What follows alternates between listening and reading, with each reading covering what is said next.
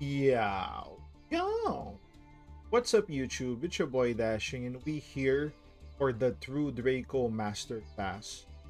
So, to give you an idea, this video is intended for players who want to learn and master the archetype of True Draco.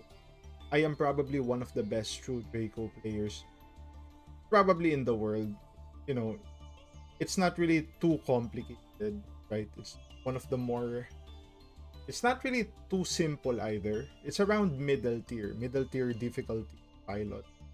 So I'll go ahead and break down the deck for those who don't. So our first card here is Maiden. When an effect happens, you get to search for a True Draco Mon. That's gonna be, either another Maiden, Ignis, or Dynamite. Okay, pretty simple. That's basically what the true Draco archetype does. Every time an effect activates, the monster can search for a particular card. In this case, for Maiden, it's gonna be a monster card. For Ignis, it's gonna be a true Draco spell card. And for Dynamite, it's a trap card. Okay? Excuse me. So our next card is Terraforming. This just searches the diagram, our only spell card. We have three copies of Card of Demise. This is for hand control, and Blue Draco is kind of a trap deck or a backline deck. So it's okay for us not to have a hand during our end. So we put three of that. This also adds so much consistency. I have two copies of Duality, and you'll see some deck builds that have three. I think three is somewhat a bit too bricky. You never really want to have two dualities in hand because you can only use one per turn. So I think two is a good mix. You have the diagram. Basically, what it does is you can destroy one card from your field and search your deck for a true Draco card. This is amazing for the deck. Had it been two or three copies allowed, the deck could be meta, right? It could be meta. But just because it's one, it's too inconsistent to be that upper echelon of decks. So our next card is Heritage. Basically, what this card does is it gets you additional hand control once true Draco cards are sent from the field to the graveyard, and it also allows you an extra normal. Same with Disciples. An extra normal summon, and this is what we use to recycle. Now, you'll see a lot of true Draco decks that have three Disciples, as well as three um ret- one return, but I'll get into that later. I think three is kinda overkill. You kinda There's gonna be a lot of chances where you draw, bricks like a duality, two heritage, and then two disciples. Then you have nothing, right? So I think two is probably the optimized ratio. I have one Monarch Stormfront. This is just a nice tech to have to out certain problematic. As something like DP, right? Waterfall gets us another worm monster, which is all of our true Dracos. So just running 8 cards in the deck, 8 monster cards, and having no reliable search for those cards aside from diagram, you will encounter certain matchups where it's already your third turn and you haven't drawn a mon yet. So this would help that regard. Two Solemn Judgments, just really good to have. It's also backline protection. Two Strike. This is like your reliable DP counter because DP kinda going wild in the format, as well as potential hand traps. When you draw Demise, you want to use Demise. Draw 3 cards, and then they use something like Ash. You strike that 100%. because drawing 3 cards in this deck is like resolving grass. You just win. You just win. Most of the time. Imperial Order, basically used for back row protection. Um, we have Rivalry, as well as there can be only one. I used to run 2 rivalries, but because the meta is what it is, you know, Flu is a thing, VW is a thing, you know, Phantom Knights is a thing. Um, they all can bypass Warlord, so I thought there can be only one is a good check to them. 1 copy of Skill Drain plus Monarchs, which is basically Skill Drain once to have tribute summon the monster, and it also doesn't affect tribute summon. So um, Monarchs Erupt is what you want on the field, so your mons can use their effect while your opponent. We have True King's Return. This is basically like a monster reborn from your graveyard every turn. And Apocalypse. This is one of the best continuous trap cards in the game. You can pop a True Draco card and reduce their attack and defense by half permanently. Okay. So what's the goal of the deck, right? The goal of the deck is to set up your board, right? Your board is normally gonna be 1 mon, preferably Dynamite, but Ignis or Maiden is fine. And then you manage to have Monarchs as well as IO. That could be game over.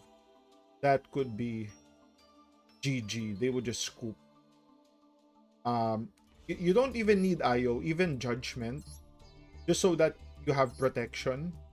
Because most decks cannot play through that. There's only a handful decks that can play through that that board. So I'll try to show you guys some replays where we see an example of how the deck's supposed.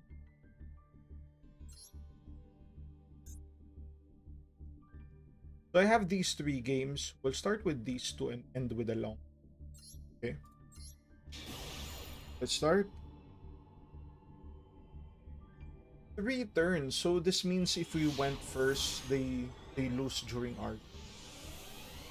Alright, let's have a look here. Okay, so looking at our hand here, the play is most people what they're gonna do is go terraforming,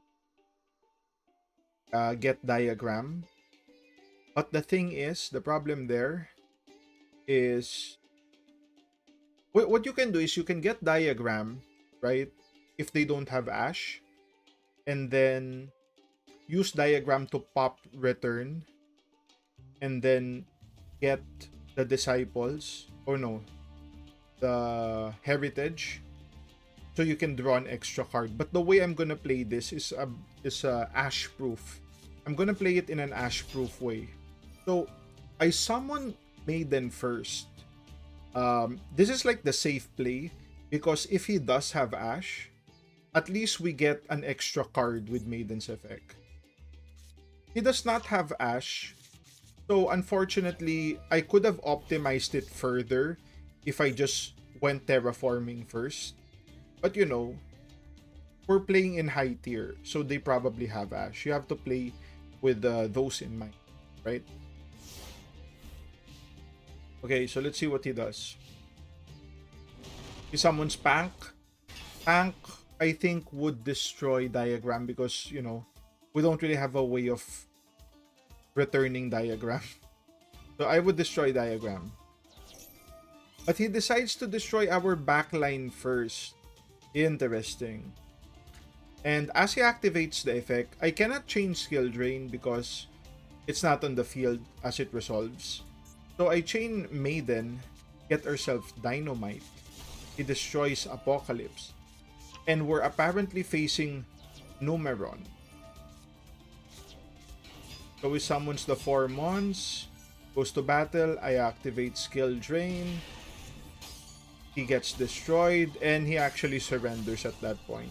just trying to end the game as soon as possible. It's actually good for us he wasn't able to draw like Lightning Storm. We would have lost if that was the case. Um, so I just use diagram just for like visual aids. I pop the skill drain, search for King's Return. Both the True Draco trap cards have a graveyard effect that when it's sent from the field to the graveyard, you can destroy one monster. So I use Return, I tribute it for Dynamite, and I activate the effect to pop the card. Then we go for a direct attack. Pretty basic, right?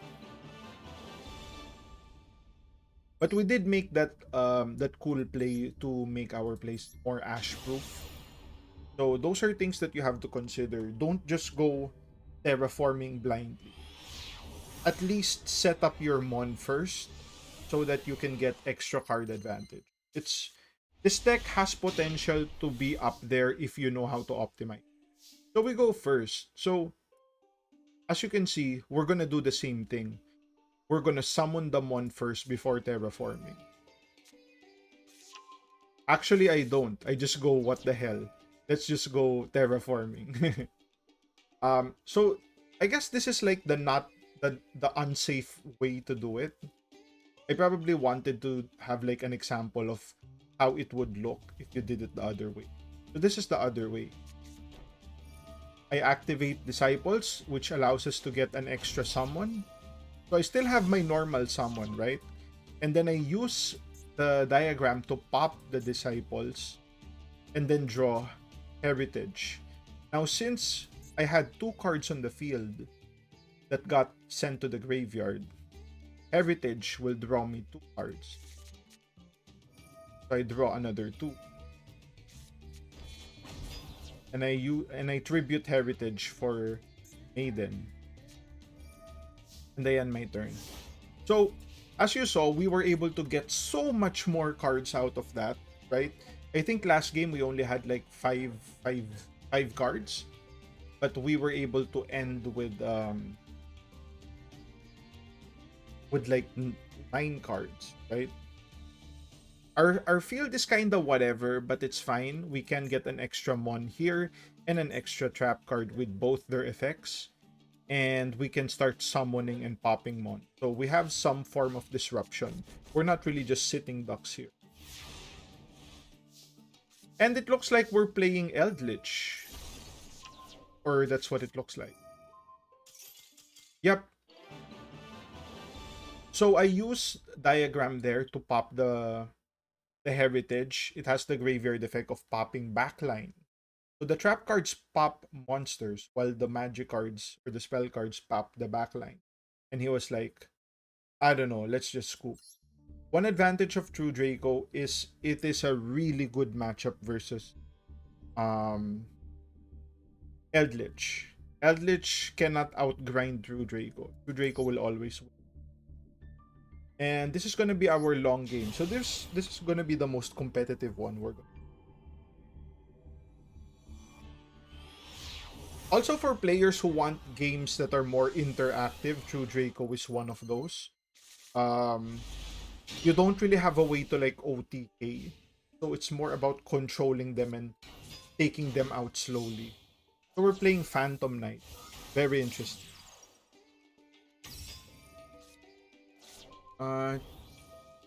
With the adventure engine. Okay. Our hand is okay, not the best, but we can work with it.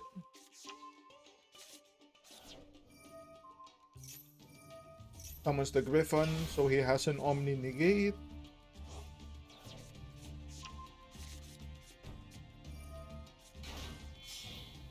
Okay, Phantom Knights. I wonder if he's gonna summon like Rongo Bongo. Probably not. I rarely see Rongo anyway, during these. Okay, so his board is, you know, probably some negate in the trap zone and then Omni. That's fine. So what do we do here? I believe we go Duality first. And then see what happens from there. Yep, we go Duality. He goes for the negate right away. Very interesting. Hopefully he doesn't have Ash, and that allows us to maximize Demise. I would probably just set 4 here and then Demise, right? Yep, set 4 Demise. We are able to resolve. Holy shit. Alright, so this is the play. This is the play, boys and girls. I remember what I told you. If you resolve Demise, it's like resolving Grass. You just win. Right? So we set up our return here. I'll probably tribute skill drain for Ignis and then go from there. No, I tribute return. Okay, okay. So I tribute return. That's probably to take out the adventure token. Yep. I take out the adventure token. He sends Maxi to the graveyard, which I don't know why he did that, but it is what it is. I activate the effect, and then he activates Fog Blade.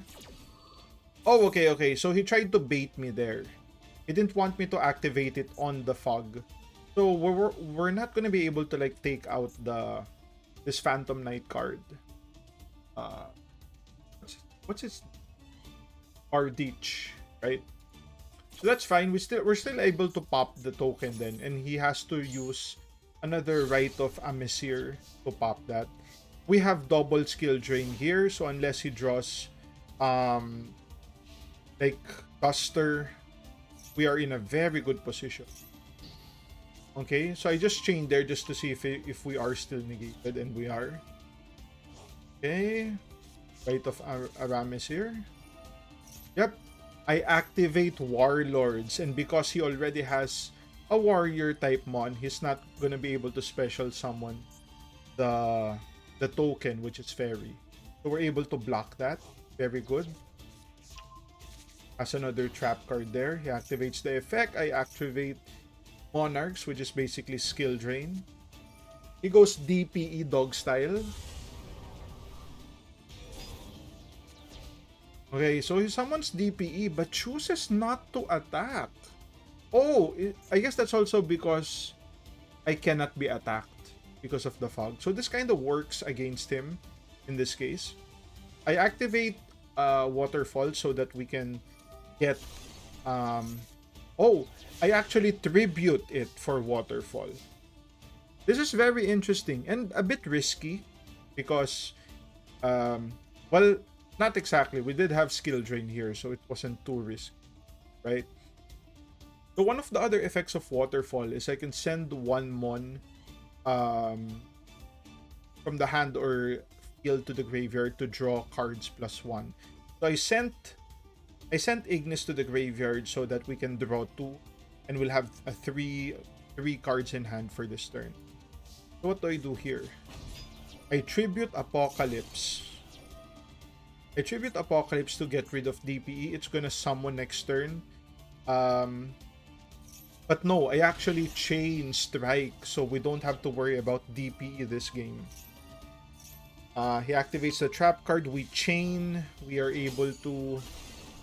he actually boosts the attacks of this mon. And we're able to use Demise, draw 3, set 2, and then end turn. I probably activate Skill Drain here. Yep, he discards the card. I activate Skill Drain.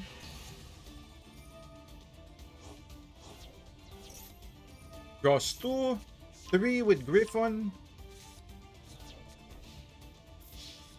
Activate Return. This is gonna special summon. Oh, unfortunate. Unfortunate. We take heavy damage there. Unfortunate. But that's fine. We can use Return this time.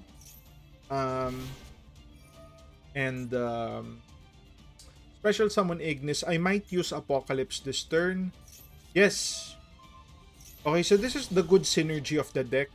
You use Return, special summon Ignis, and then use Apocalypse to pop it, which halves your opponent's attack and defense. And because Ignis went from the field to the graveyard, you get an extra draw from Heritage. We draw 1. It's kind of useless, but you know, that's basically the gist of it.